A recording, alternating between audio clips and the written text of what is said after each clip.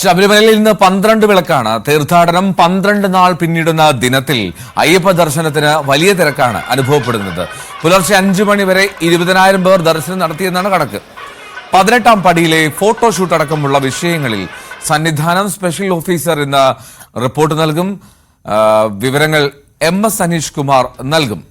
അനീഷ്, ഈ 12 വിളക്ക് ഇത് 12 വിളക്ക് സംബന്ധിച്ചുള്ള ഒരു തീർത്ഥാടന തിരക്ക് അനുഭവപ്പെടുന്നുണ്ടോ? എങ്ങനെയാണ്? രാവിലെ മുതൽ വലിയ തിരക്കാണോ സന്നിധാനത്ത്?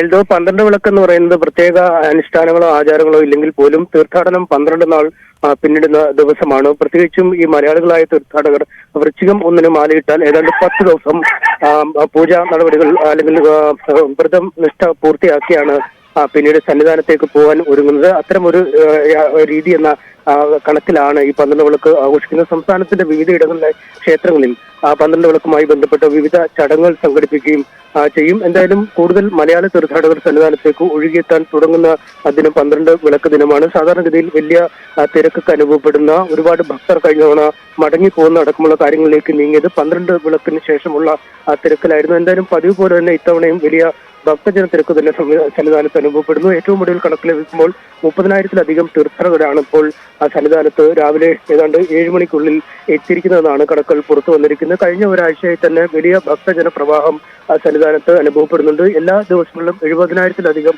ആളുകൾ സന്നിധാനത്തേക്ക് എത്തി അയ്യപ്പനെ കണ്ട് ദർശിച്ച് മടങ്ങുന്നു. പക്ഷേ ഇത്രയധികം ആളുകൾ എത്തുമ്പോഴും സുഗമമായ ദർശനം സാധ്യമാകുന്നു എന്ന് തന്നെയാണ് ഇത്തവണത്തെ പ്രത്യേകത. കാരണം വെർച്വൽ ക്യൂ വഴി നിശ്ചിത രീതിയിൽ തന്നെയാണ് തീർത്ഥാടകർ എത്തുന്നത്. ഒപ്പം പമ്പയിലും സന്നിധാനത്തും എരുമേലിയിലുമൊക്കെ, പമ്പയിലും നിലയ്ക്കലും എരുമേലിയിലുമൊക്കെ ഈ തത്സമയ സ്പോട്ട് ബുക്കിംഗ് സംവിധാനവുമുണ്ട്. അതുകൊണ്ട് ആളുകളുടെ എണ്ണം കൃത്യമായി അറിയാൻ ബോർഡിന് സാധിക്കുന്നുണ്ട്, അല്ലെങ്കിൽ പോലീസിന് സാധിക്കുന്നുണ്ട്.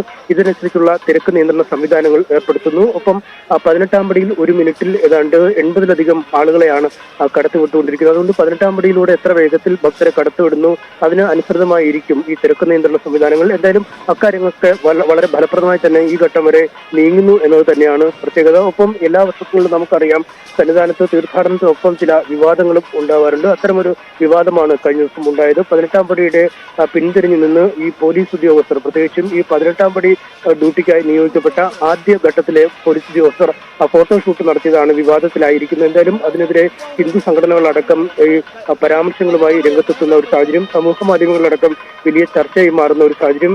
ഇത്തരമൊരു സാഹചര്യത്തിൽ തന്നെയാണ് ADGP ഇതേക്കുറിച്ച് അന്വേഷിച്ച റിപ്പോർട്ട് നൽകാൻ സന്നിധാന സ്പെഷ്യൽ ഓഫീസർക്ക് നിർദ്ദേശം നൽകിയിരിക്കുന്നത്. അദ്ദേഹം ഒരുപക്ഷെ ഇന്ന് റിപ്പോർട്ട് നൽകിയേക്കുമെന്നാണ് നമുക്കറിയാൻ കഴിയുന്നത്. ഒപ്പം ഹൈക്കോടതിയും ഈ വിഷയത്തിൽ ഇടപെട്ടിട്ടുണ്ട്.